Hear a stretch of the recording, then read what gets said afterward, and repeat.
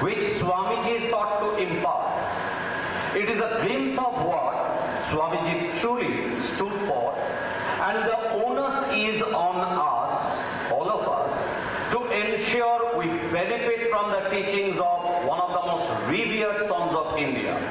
It's India, which has always believed in Vasudhaiva Kutumbakam, the world is one family, and can lead the world towards universal brotherhood and truly become a Vishwaguru in its true sense.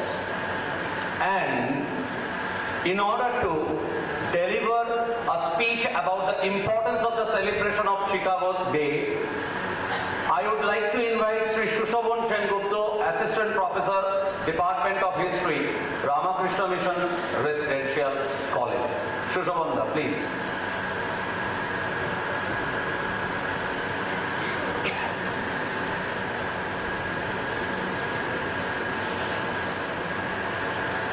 A very bright good afternoon to all of you.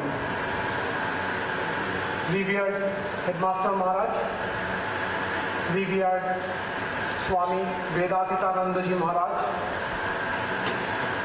respected monks and brahmacharis of the order, revered Sachinda, other colleagues present here, and my dear students. Today is 11th of September.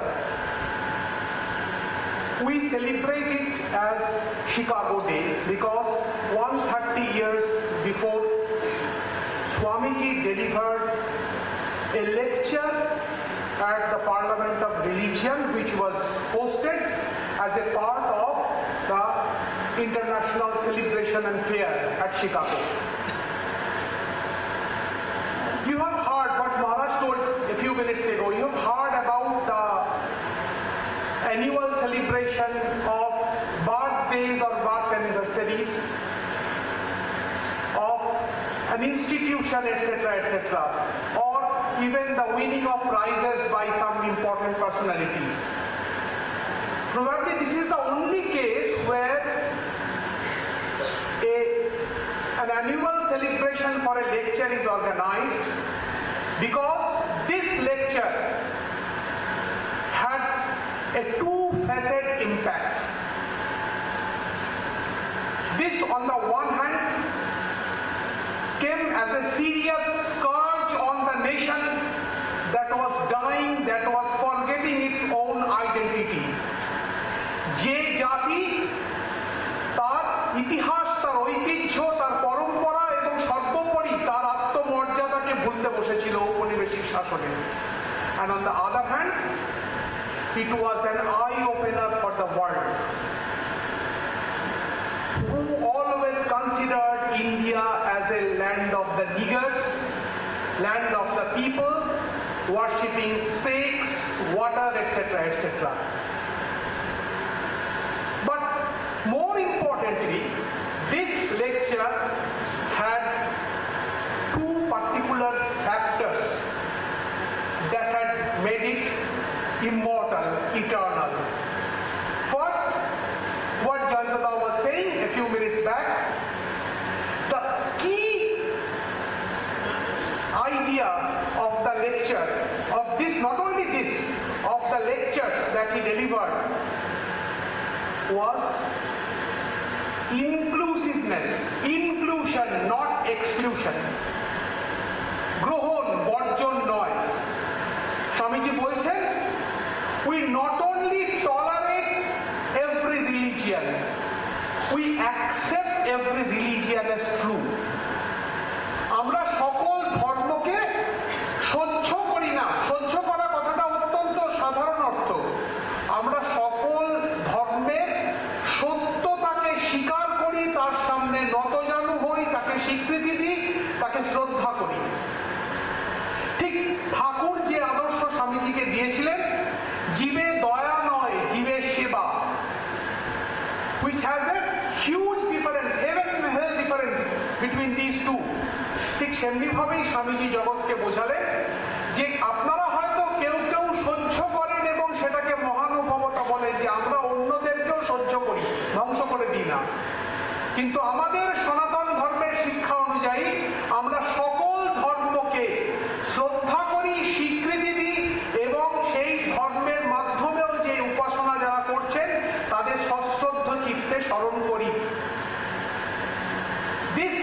inclusiveness is the most important thing. The civilization that has grown for more than 5,000 years has always taught us, and even today it is more important to realize and to embrace that we must include, we must respect, we must go together. Ours is a pluralistic society, pluralistic nation. আমাদের দেশ, আমাদের জাতি, আমাদের সভ্যতা বহুমাত্রিক। এখানে বর্জন হয়নি, তাই এটা বহুমাত্রিক। যে দুই শ্রীমান এক্ষুনি আমাদের স্বামীজির বক্তৃতা পড়ে শোনালেন, তারা বলছেন, তারা দুজনেই বলেছেন স্বামীজির কথাকে কোট করে, যে দক্ষিণ ভারতে যখন ইসরায়েলিদের বা জিউসদের মন্দির ধ্বংস করার পর, রোমানরা যখন জিউসদের মন্দির ধ্বংস করার পর তারা যখন দক্ষিণ ভারতে আশ্রয় নিতে আসে, তাদের ভারতীয় সভ্যতা বুকে করে আশ্রয় দিয়েছিল। ঠিক তেমনি ভাবেই ভারতবর্ষ যুগে যুগে কালে কালে পৃথিবীর নিরাশ্রয়কে বুকে ধরে আপন করে নিয়েছে। রবীন্দ্রনাথের কথা তোমরা সবাই পড়েছ, দিবে আর নিবে, মিলাবে মিলিবে, যাবে না ফিরে। ভারতীয় সভ্যতায় বর্জন নেই। আজকে আমরা যখন বর্জনের হিংসার পথে হাঁটার কথা ভাবছি, আমাদের ভাবতে হবে আমাদের সভ্যতার মূল সুখটা কি। স্বামীজি সেইটা গেঁথে দিয়ে গেছেন।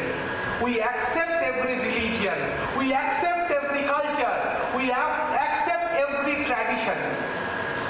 ঠাকুরের শিক্ষা, শ্রী মা বলছেন ঠাকুর হাঁচি টিকটিকি থেকে অদ্বৈত ব্রহ্ম সব কিছু মেনেছেন, অস্বীকার করেননি, ডিসকার্ড করেননি। সেইখানেই ঠাকুর স্বামীজির শিক্ষার মূল কথা। আরেকটা কথা কি, দৃষ্টিকে উদার করতে বলছেন স্বামীজি। সেই দৃষ্টিটা উদার না হলে এই বোধটা, এই ভাবটা, এই আদর্শটা গ্রহণ করা যাবে না। সেই দৃষ্টির উদারতা কোন পর্যায়ে নিয়ে যেতে হবে?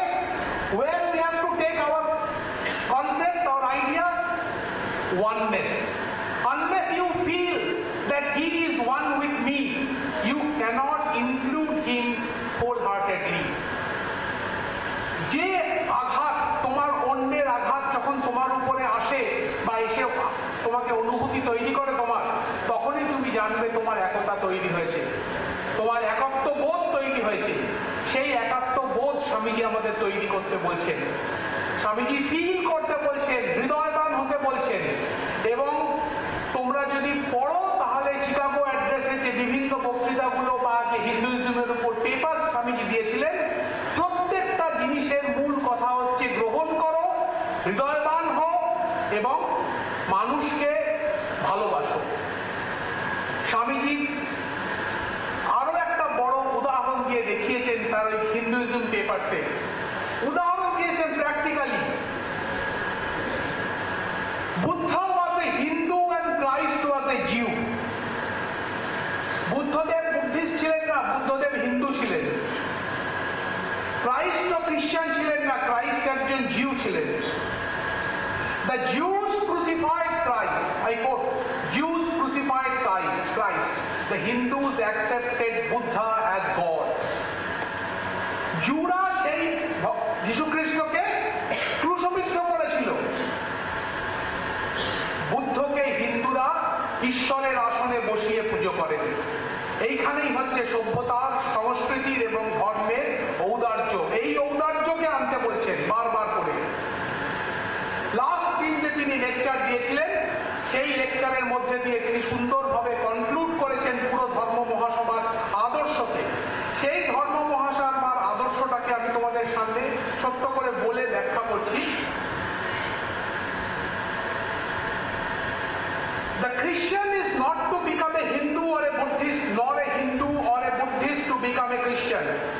But each must assimilate the spirit of the others and yet preserve his individuality and grow according to his own law of growth. আত্মবিবর্জন নয়, আত্মবিসর্জন নয়, নিজের স্বকীয়তাকে বজায় রেখে অন্যের পজিটিভ আইডিয়াসকে গ্রহণ করতে হবে হবে, হৃদয়ের দরজা খোলা রাখতে হবে, উন্মুক্ত রাখতে হবে বৃহত্তর আদর্শের জন্য, কিন্তু আত্মবিবর্জিত জাতি হয়ে নয়, নিজের জায়গায় স্থির থেকে।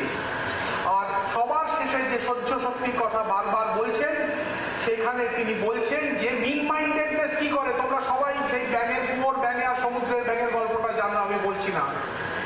উনি সেটার কনক্লুশন করে বলছেন শেষ দিনে, it has means that Parliament of Religion has proved to the world that holiness, purity, charity are not the exclusive possessions of any church in the world. কোনো একটা বিশেষ ধর্মের একাধিপত্য বা মনোপলি নয়। সব ধর্মেই দয়াভাব আছে, সব ধর্মেই শুদ্ধতা আছে, সব ধর্মেই মানুষের প্রতি ভালোবাসা আছে। এবং তারপরে তিনি বলছেন যে that every system has produced men and women of the most exalted character. In the face of this evidence, if anybody dreams of the exclusive survival of his own religion and the destruction of the others, I pity him from the bottom of my heart. এইটা সবচেয়ে বড় কথা ভারতীয় সংস্কৃতি। যদি অন্যকে ধ্বংস করে নিজের সুপিরিয়রিটিকে এস্টাবলিশ করতে হয়, যদি অন্যকে বিনাশ করে নিজের অস্তিত্বকে রক্ষা করতে হয়, তাহলে জানবো আমরা ভারতীয় সভ্যতা, সংস্কৃতি এবং ঐতিহ্য থেকে বিচ্যুত হয়েছি। ধ্বংসের বিজয় পতাকার মধ্যে ভারতবর্ষ তার সংস্কৃতি, তার সভ্যতা, তার ধর্ম নিজেকে প্রতিষ্ঠা করে না, গৌরবান্বিত করে না। বর্জনের মাধ্যমে ভারতবর্ষ এগোতে চায় না। ভারতবর্ষ গ্রহণ করে, হৃদয়ে ধারণ করে, প্রত্যেককে সঙ্গে নিয়ে এগোতে চায়। এইটাই ভারতবর্ষের সংস্কৃতি। সেই কথাটাই স্বামীজি বললেন। এবং শেষে কি বলছেন, লাস্ট লাইন তিনি বলছেন, upon the banner of every religion will soon be written the spirit of resistance, help and not fight, assimilation and not destruction, harmony and peace, not dissension. এই কথাগুলোই আমাদের মাথায় রাখতে হবে। স্বামীজির এই আদর্শ, যে আদর্শ 130 বছর আগে তিনি বিশ্বের দরবারে ভারতের সনাতন ঐতিহ্য হিসেবে, আদর্শ হিসেবে তুলে ধরেছিলেন, তাকে মাথায় রেখে জীবন চর্যায় তার অনুশীলন করে ভারতীয় সংস্কৃতিকে ঋদ্ধ করতে হবে, সনাতন ধর্মকে এগিয়ে নিয়ে যেতে হবে। ধন্যবাদ।